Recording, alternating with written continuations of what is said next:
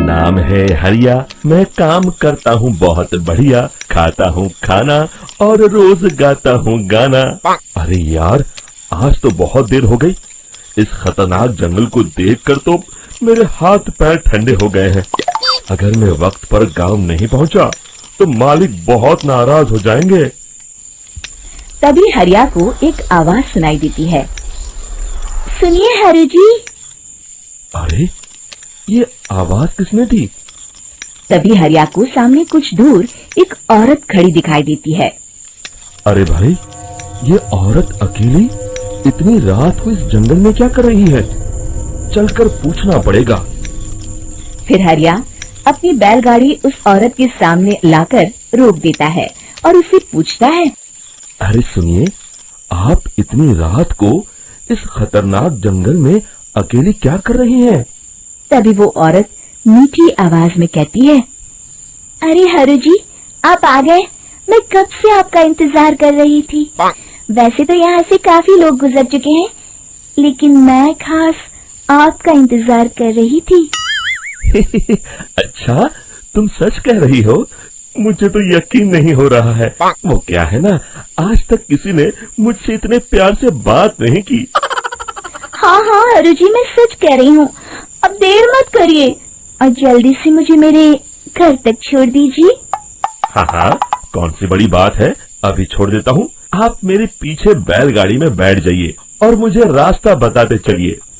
फिर वो औरत हरिया की बैलगाड़ी में बैठ जाती है और हरिया बैलगाड़ी हाँकता हुआ आगे चल पड़ता है। फिर उस औरत के बताए हुए रास्ते पर चलते चलते हरिया बैलगाड़ी लेकर एक काली गुफा के आगे आकर रुक जाता है। हरिया उस औरत से पूछता है। हाँ देवी जी, आपका घर कहाँ है?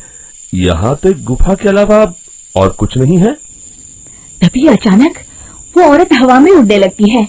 देखते ही देखते उसका सुंदर रूप एक डरावनी चुड़ैल में बदल जाता है और वो जोर जोर से हंसती है। अरे तू तो एक नंबर का बेवकूफ निकला। तू तो बड़ी आसानी से मेरी बातों में आ गया। अरे मर गया रे, ये तो एक चुड़ैल है। हे भगवान बचा ले, ये तो बड़ी डरावनी दिखाई दे रही है। और फिर अगले ही पल हरिया की बैलगाड़ी में रखा सारा सामान हवा में उड़ता हुआ उस काली गुफा के अंदर चला जाता है और वो चुड़ैल भी उस गुफा के अंदर जाकर कहीं गायब हो जाती है।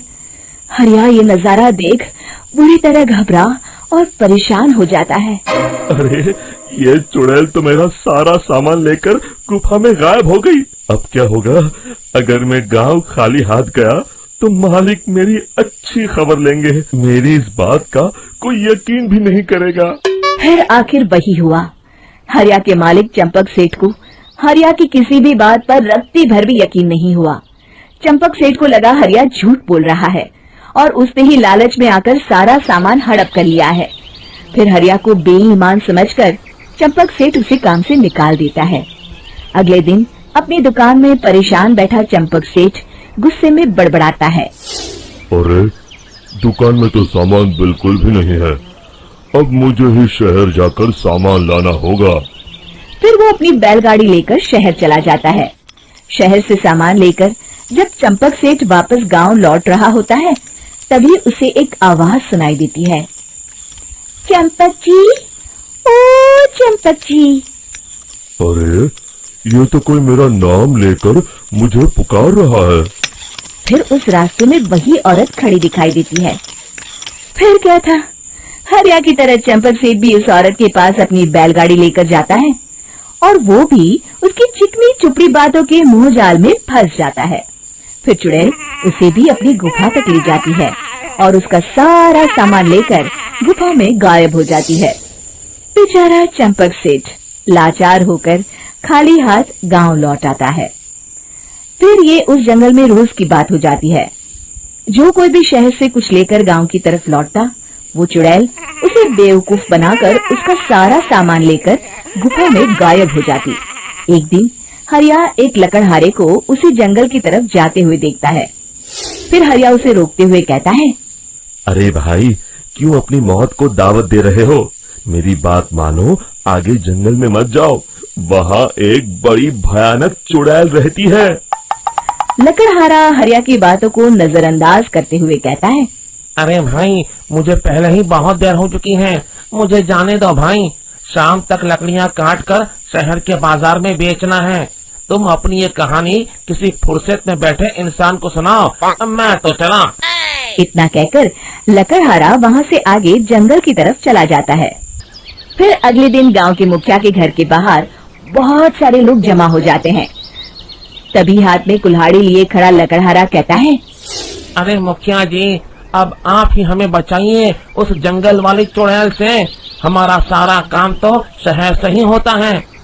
अरे मुखिया जी, उस चुड़ैल की वजह से तो मैं पूरी तरह बर्बाद हो गया हूँ। हम सबको मिलकर उस चुड़ैल का कोई इलाज करना पड़ेगा। तभी भीड़ में खड़ा वीरा कहता है, आप लोग चिंता मत करिए, कल से वो चुड़ैल किसी को नहीं लूट पाएगी। मेरे पास एक बहुत अच्छी तरकीब है। तभी चंपक सेठ उसका मजाक उड़ाते हुए कहता है, अरे तेरा नाम वीरा है तो क्या हुआ? तूने अभी उस चुड़ैल को देखा नहीं है? जाकर अपना काम कर, बड़ा आया। तब मुखिया जी कहते हैं, नहीं चंपक सेठ, मुझे लगता है हमें इस लड़के को एक मौका देना चाहिए। फिर सभी गांव वाले मुखिया जी की बातों से सहमत हो जाते हैं और वीरा शाम को एक बैलगाड़ी में कुछ सामान लादकर उस जंगल की ओर चल देता है। वीरा, ओ वीरा, कहाँ जा रहा है? तभी वीरा मुड़ के देखता है, वही चुड़ैल एक औरत के रूप में खड़ी है। अरे बहन जी, मैं आपको ही ढूंढ रहा था। देखिए, मैं आपके लिए क्या लाया हूँ।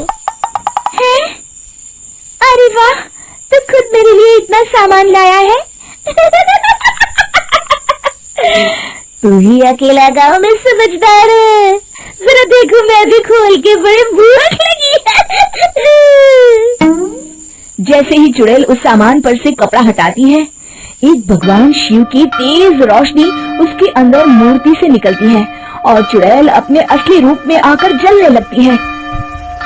अरे मैं जल रही हूँ, बचाओ, बचाओ, ओम नमः शिवाय, मर गई मैं। देखते ही देखते वो चुड़ैल राख के साथ उड़ जाती है और सभी गांव वाले भी वहां जाते हैं।